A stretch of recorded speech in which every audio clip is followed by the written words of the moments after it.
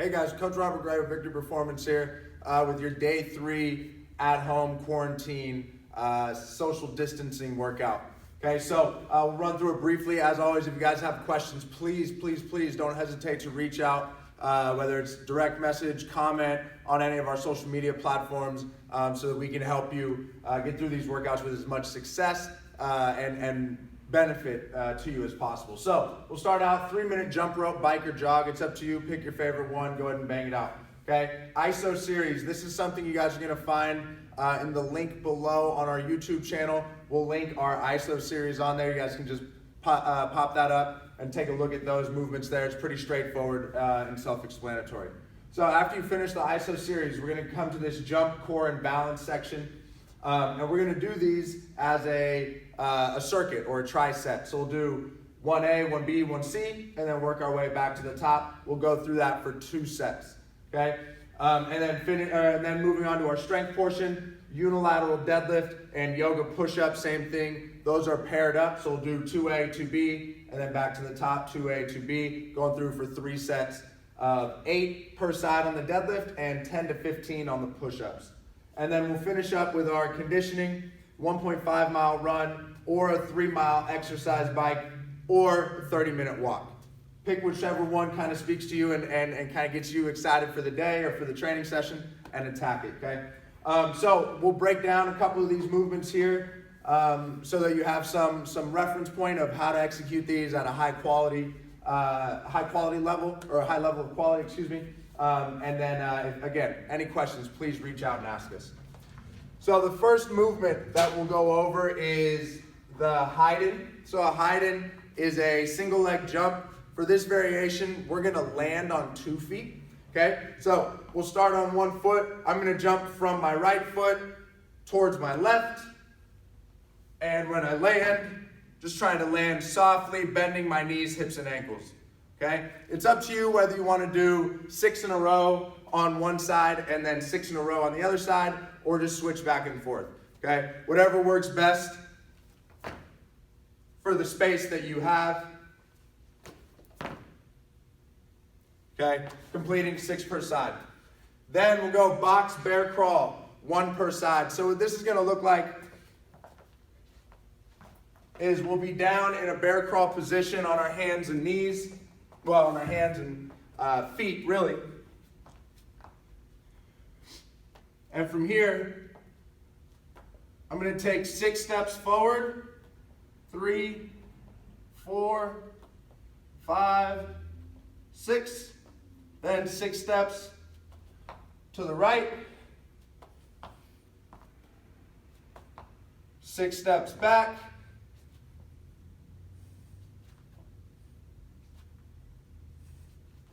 and then finally 6 steps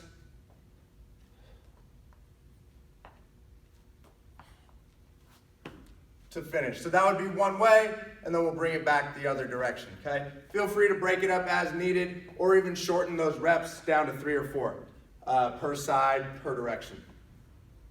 Then we'll move on to the single leg RDL airplane. So this is the balance portion of this section here. We'll be standing on one leg, so we're going to shift our nose and our body weight over onto that 1 foot. Okay, my nose is in line with my foot here. I'm going to hinge down at my hips, trying to find my glute and my hamstring on this down leg side, okay? So from here, hands out, and now I'm going to open my body up as far as I can control. And then do the opposite, kind of dropping my hips and shoulders. Okay, that would be 1 rep. Moving slow and controlled. Okay, until you complete your 8 reps per side. Range of motion isn't necessarily the biggest priority there. Our goal is to be able to complete all 8 reps without having to put the opposite leg down for stability. Okay, so adjust your range of motion accordingly. Whatever you're doing should be controlled at all times, okay? All right, so again, you'll go through 2 times through that circuit and move down to our strength portion here, where we'll be doing unilateral deadlifts, okay? For a unilateral deadlift, you can use either a kettlebell or a dumbbell. These are the two options we have here in the gym, right? You could always use a bucket full of rocks at home, or anything that you can hold that's of some weight just on one side of your body, okay? From there,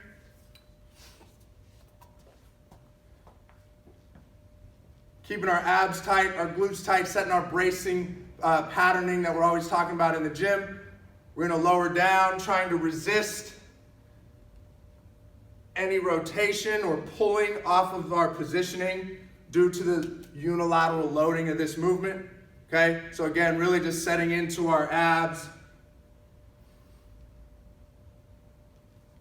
And really trying to think of this as a core exercise first, even though we know this is really building our leg strength as a priority there. So we'll do 8 on our left arm, switch, 8 on our right arm, okay, or vice versa. Then second exercise here, yoga push-ups. 3 sets of 10 to 15, okay? So, and even you can be on either the lower end of 10 or the higher end of 15. It's really about figuring a number for you that you can execute with a high quality, right? Maybe leaving 2 or 3 reps in the tank at the end of each set. Okay, so yoga push-up, whether you're doing them on the floor or any raised surface, right? You can do this on a bench, on your countertops at home, right? Anything that allows you to support your body weight on an incline will make these a bit easier, right? And the higher you go, the easier it is. So adjust accordingly. Make sure that your plank positioning and your core engagement is the top priority as you're moving through the duration of the set. Okay, so a couple of yoga push-ups. Again, setting a great plank position.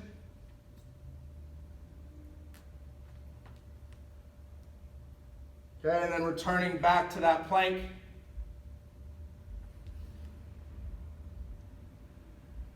After every rep.